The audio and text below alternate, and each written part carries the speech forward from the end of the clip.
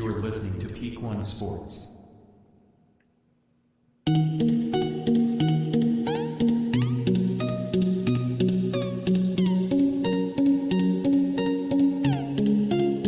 You're listening to the sports page on the Peak One Sports Network. I'm Ashton and Chris, that's Chris Robb, and thank you for tuning into this episode. Subscribe to the Peak One Sports YouTube channel. Comment, hit the notification button so you know when a new episode drops. All of the Peak One Sports shows, not just our show. And you can listen to all your favorite Peak One Sports shows, however you listen to podcasts. What's happening, Chris? What's going on? Not a lot, not a whole lot. Just kind of recovering a little bit from pretty much everything. But I'm good. Other than kind of some things are going great, but as far as like the Cowboys, not a lot. Yeah, we'll get into all of that. Yeah, it was a rough weekend, pretty much for me too. We ripped out our front flower bed. Which wasn't a flower bed at that point. A couple of plants of grass has grown all over it, so we just completely scorched it and then redid it. And it looks really good now, but the body's still recovering. I can only imagine this is what arthritis feels like. All the muscles in my hands, I don't know, but it's been rough. And yeah, the Cowboys didn't help. But real quick before we get to that, this episode is brought to you by Betalytics. The Betalytics dashboards allow you to quickly identify the top-graded best bets and hottest trends. Use promo code PEAK1 for 25% off. When you sign up today, go to Betalytics.com to start betting smarter. And yeah, we'll just get started off and talk about Cowboys 49ers Sunday Night Football. I think the fact that it was Sunday Night Football makes it a little worse because you stay up a little bit later to see that. There's not a lot to distract you. You turn the game off and go to bed, I guess. Yeah. Usually when this happens, when the Cowboys disappoint like this, which isn't as often as most people would think. Yeah. But 2 times in the last 3 weeks. But when they're just out of it and it's just not working and they're getting blown out, I go play Madden, this weekend I would have a lot to distract me with working on garden, but it was a Sunday Night Football game. So, I'm glad I didn't stay up for the entirety. I mean, I watched highlights just so I could, this is what I do, podcasting. I couldn't talk to it from educated standpoint if I didn't, but I wasn't going to stay up late and watch that debacle. Yeah, I stayed up. I can't remember what the score was whenever I stopped. I think it might have been 28-10. I think they had just scored, and then I think they had just got an interception after that. I think that was the point. I think that was Dak's first interception where it was they had originally scored a touchdown, the 49ers, and I thought about turning it off, but then the flag brought the touchdown back. And then a couple of plays later they scored. And then I was liking what I was seeing from the Cowboys where Dak was throwing downfield a lot more. Yeah. And then there were a lot of good plays coming off that, including the Turpin touchdown. But yeah, it was that deep throw where it was an interception, and I'm kind of like I'm about 90% of the way done. Yeah. I'll check my phone, and if something interesting happens, and then it was like they scored another touchdown. I was like, okay, and then like 5 minutes later it goes off again. I'm like, the Cowboys scored, and they scored another touchdown because of a Dak interception. So Dak ends that game with 3 interceptions. A lot of garbage time interceptions. I'm not going to defend Dak, but I don't think he throws those 3 interceptions in a closer game. Yeah, I think he was trying to force something to try to get back into the game, but and it was just like you said, garbage time. But that was. I'm trying to think of a worse loss that I witnessed. Not like painful. I've had a lot of painful losses in the Cowboys game, but like as far as just nothing was going, like it was just like they really didn't.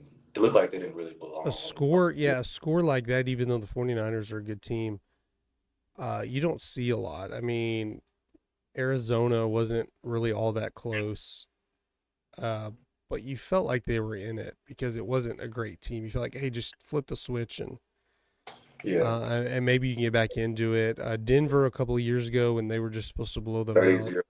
Yeah. But a team like, I mean, but I think that was maybe a 12, 14-point loss. Hmm. But where they just, where in college terms it would be a blowout, let Yeah. alone, let alone Yeah. in NFL terms.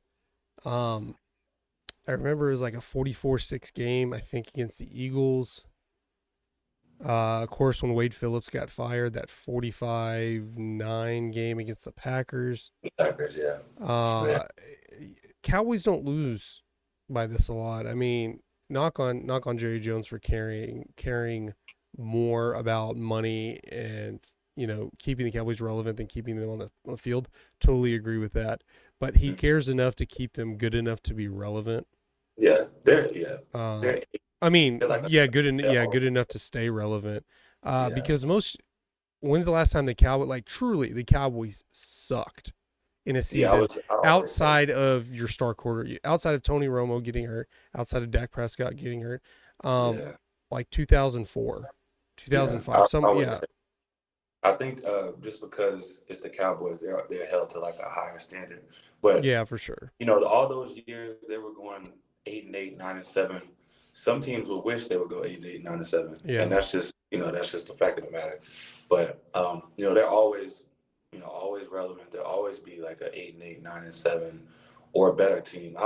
Other than the injuries, like you said, I can't remember a time where they were just like awful. And even in those 8-8 seasons, those back to back to back, they were in it until the last game. Like they win that last game, they're in the playoffs. I think a couple of those years it was going to win the division at 9-7. Yeah. So outside of Tony Romo or Dak getting hurt, they have pretty much been in it up until the last couple of weeks, and even after this, I fully expect them to bounce back and still be the third best team in the division, a far third, but 49ers, Eagles, and then a big gap to the Cowboys. Yeah. Although I still think the Cowboys will split with the Eagles. It's just that rivalry. Yeah. That rivalry thing. I think they're gonna split regardless. That's just usually how it goes. I just didn't realize how good the 49ers. I actually did.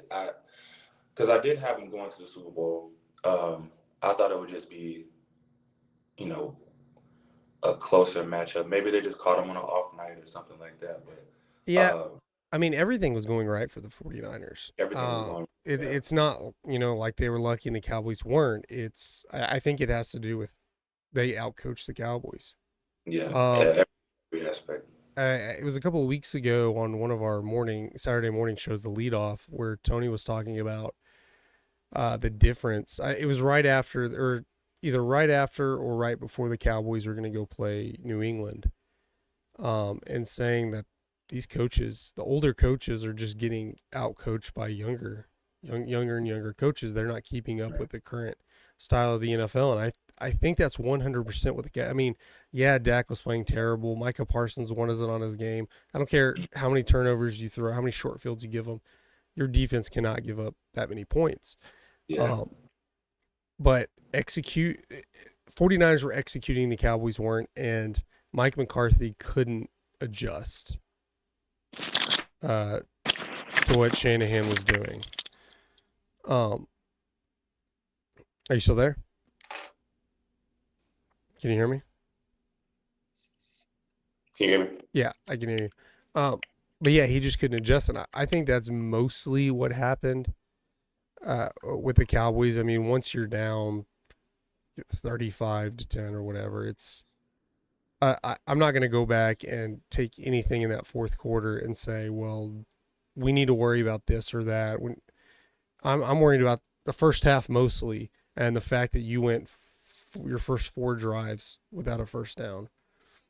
Your defense couldn't stop them. I don't even care in the end what they did in the fourth quarter, how many interceptions Dak threw in the fourth quarter. At that point. Yeah, it's all garbage time now. They're going to count towards the stats, of course, but at that point, it's like, let's just move on. A loss is a loss. Is like we talked about against, when the Giants got blown out. We'd feel better about the situation, I think, if the Cowboys would have lost 24-23. But in the grand scheme of things, they lost a game. They need to learn from this. They're not out of the, not even out of the division. I think you can't say they're not going to make the playoffs. It'd be difficult for them. They would just have to fold over and not to be able to end up making the playoffs. It's so early in the season, and they've shown against lesser teams, New England, New York Giants, and New York Jets, they can just run all over the field with them, and their defense is going to play great. But if you can turn things around, you still have a chance at the division. I mean, essentially you have you're trailing. I mean, if you're talking about home field advantage and, outside of your division, you are essentially trailing San Francisco by 3 games because they're 5-0. You're 3-2, and then they have the head-to-head tiebreaker. So, I mean, it would be a huge disappointment. You have to make the playoffs, but I mean, I'm just thinking you just worry about getting into the playoffs. I'm not going to talk Super Bowl or anything like that because there are 2 teams that are clearly better in your conference, and you can just go out and lose one to Arizona like that. I'm not going to, say that outside the Eagles that they're going to, run the table or anything. Yeah. They're just in a league of their own. They just outclassed them, offense, defense, special teams. And I think it was one of those things where it was just like they were just on it. The Cowboys just weren't, and it just looked terrible. It just looked bad. It looked really bad. And that's what happens whenever they're all pros, they're all getting paid, and they're probably. I'm not gonna say head and shoulders better than everybody else. I think the Eagles are right there with them, but they're really good. And the Eagles wins aren't looking as impressive as the 49ers wins are. Yeah, I think they're probably the best. They have to be the best team in the league right now. Other than, I can't think of another team right now. And I think Kansas City will be there. Will be probably up there for us by the end of the year. Slow start, but you look at every Tom Brady New England team. That's how it starts. They'll start off rough and then they'll end up coming back. But Brock Purdy looks like he's the best quarterback in the league, or one of the best. 4 touchdowns. Kittle catches 3 of those. Their defense looks great against not a spectacular Cowboys offense, but an offense who so far this year has proved they can score. Issues in the red zone, but they have a lot of stars on the team, and the Niners just shut them out. Outside of one big play, their one touchdown is just a deep pass where Devontae Turpin just kind of got away from the defender. But other than that, just dominant by the Niners defense. Yeah, it was definitely a hard one to watch. I think they'll bounce back. Who they have next week? The Chargers. They playing Monday night, or are they is it a bye week?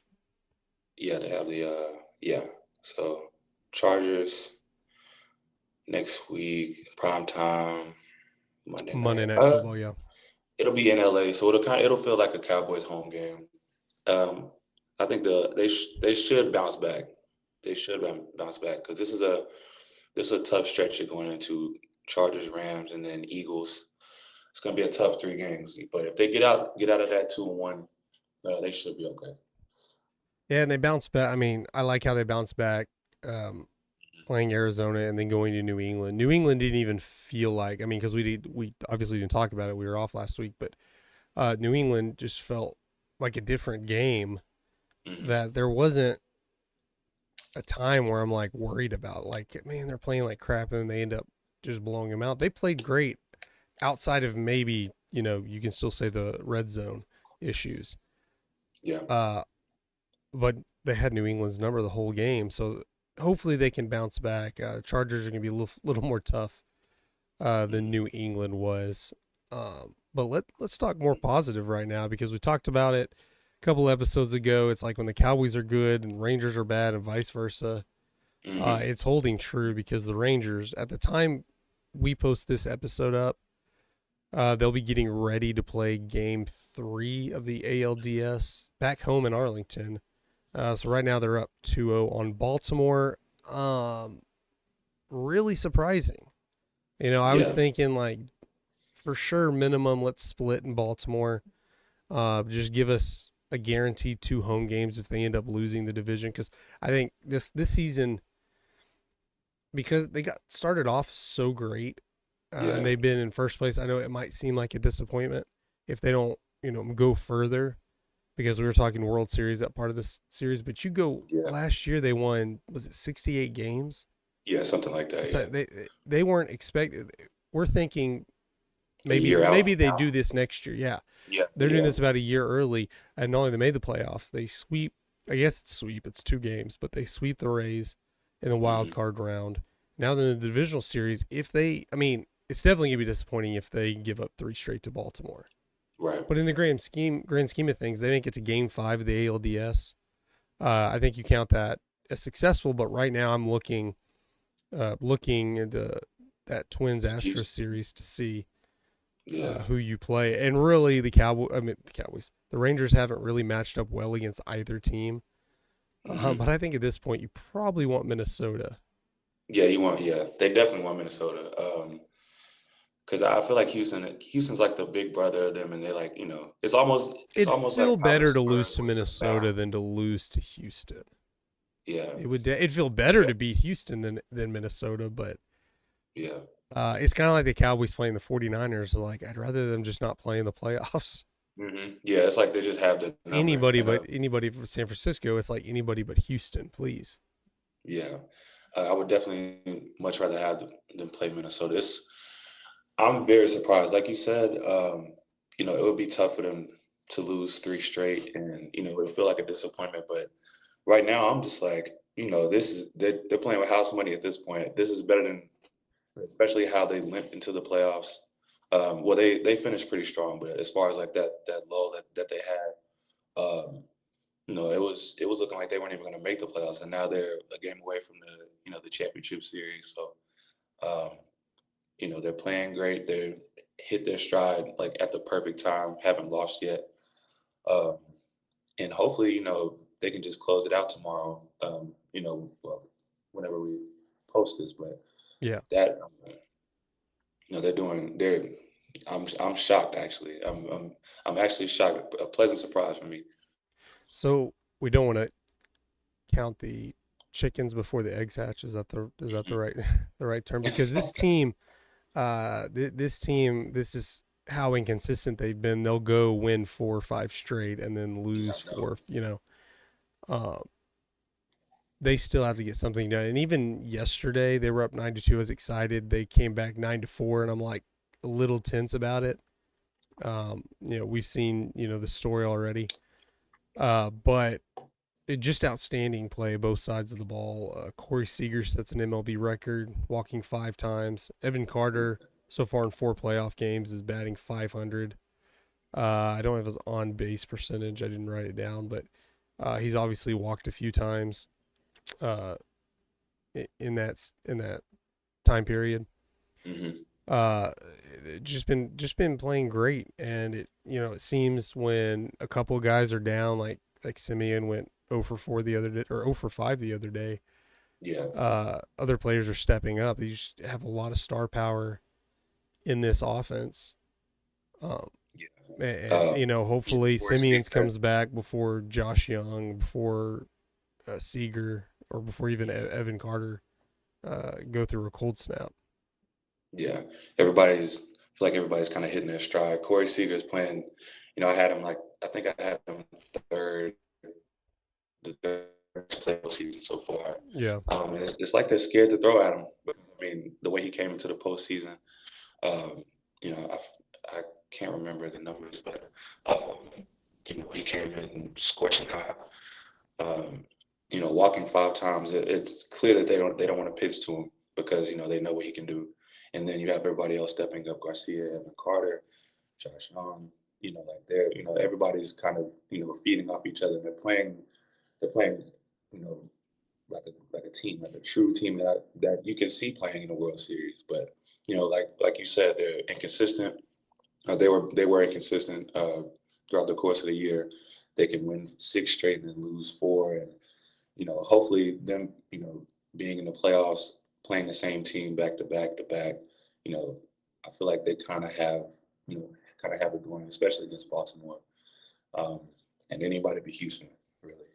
Yeah, and of course you want them to win the series, but I think it'd be a little better if you just go ahead and win this thing in Hmm. Game 3 because they've had issues with with pitching health, and luckily they haven't had to use a ton of bullpen, especially in Tampa. Hmm. So you give your defense, or I mean, you give your pitching staff some that extra time to rest. I guess it just really depends when Minnesota and Houston, if you're able to sweep the Orioles, maybe like let's see, maybe like Saturday, Friday or Yeah. Saturday might be Game 1 of the ALCS, Hmm. and the possibility of Max Scherzer coming back. I mean, I know he's not going to be 100%, but uh, might be like an in place starter where hey he's going to go out and throw 2 or 3 innings, and then you have your real starter come out and see how deep he can go. I think that's a possibility, especially in the ALCS. Yeah. Yeah. And That it just seems like everything's kind of falling into place for him right now. But like you said, you have to close it out. You don't want to go back to Baltimore, because that crowd is intense. It's crazy, and they can rattle off runs fast. Like it was 9-4, and then what they had a 3-1 shot in the ninth, and they can get some runs going on to get on the board really fast. So um, just want to close it out, and then just kind of get everybody rested and ready for the next series. Nathan Eovaldi is going to pitch for the Rangers in Game 3. Uh, Really good this year at points. They were talking about Cy Young contention for him.